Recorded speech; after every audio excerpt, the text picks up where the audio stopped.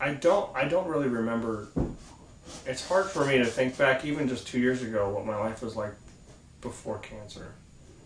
Um,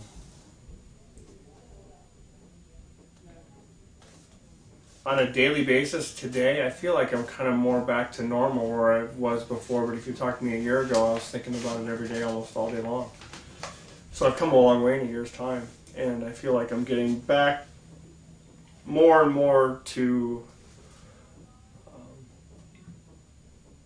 a state of mind that I might have had before the cancer, where I don't think about it on a daily basis. I've had the opportunity to speak with a lot of cancer survivors, and the one line that they always tell you is like it'll be over before you know it, and it'll be a distant memory, and it is become a distant memory now. So I'm kind of happy now that it's not such a day-to-day thing for me. It's not such a day-to-day grind, and it really did take a lot out of me in the first couple of years, but that's really subsided now, and I feel more and more normal as we go forward. I guess I just never really thought about my age when it came to cancer until I realized when I went to my first colorectal cancer support group meeting that I was the youngest one by 25 years. And that's when I guess it first hit for me that wow, this is not something that's not just for cancer, but for this specific type of cancer. It just doesn't happen. And that's why I was so excited to be involved in a project like this, because I'm meeting more and more people who are younger, even in my own area of where I live. And I hope that I can raise some awareness for some others that are out there that might be experiencing those symptoms today.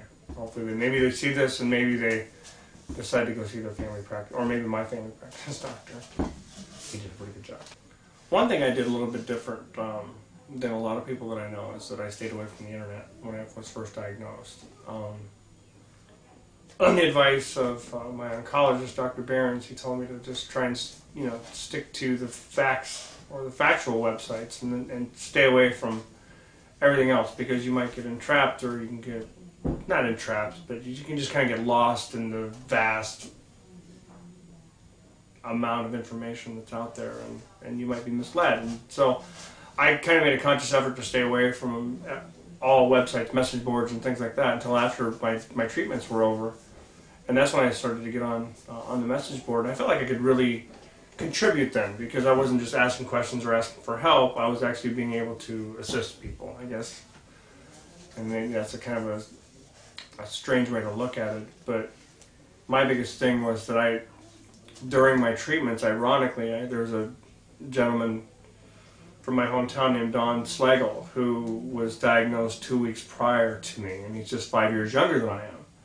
And Don and I got to go through this journey together. So I didn't feel like I was alone. And when the treatments were over, we were done, and so I kind of wanted to give back a little bit, and that's when I found the Colondar Club, and that's how I met Trish Lannon. And Trish Lannon convinced me a year later to go ahead and give it a shot. And well, here I am today.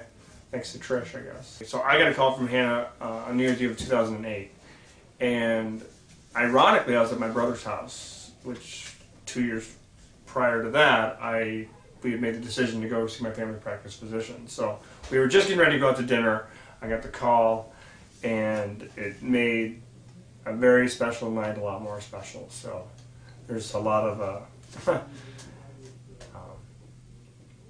it was a good night. So we were very excited, and I got to celebrate with some of the closest people in my life. So it was a big moment. My goal is to, right now, my goal is to make a difference in one person's life. Being involved with either my foundation or the Colondar. My goal is that hopefully someday someone will come up to me and say, "I read your story, and you made a big difference just reading your story or hearing about your story, and I went in and got checked, and you made all the difference in the world." That's what my goal is. I wasn't really sure how I was going to like the photograph session, and I started out,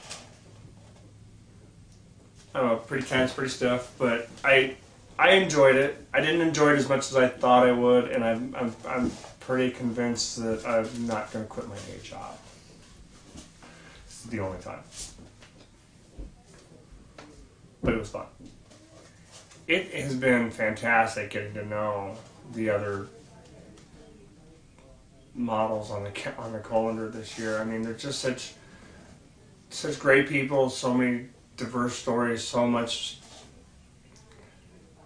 You just feel like I feel like I have a camaraderie now, and I feel like I have like my own brotherhood or a fellowship of friends now that have experienced a very unique situation. Not only with the battle with the colon cancer, but being involved in such a I can't tell. I mean, such a great, unique project. It's just it really is. It really is an honor to be a part of this project.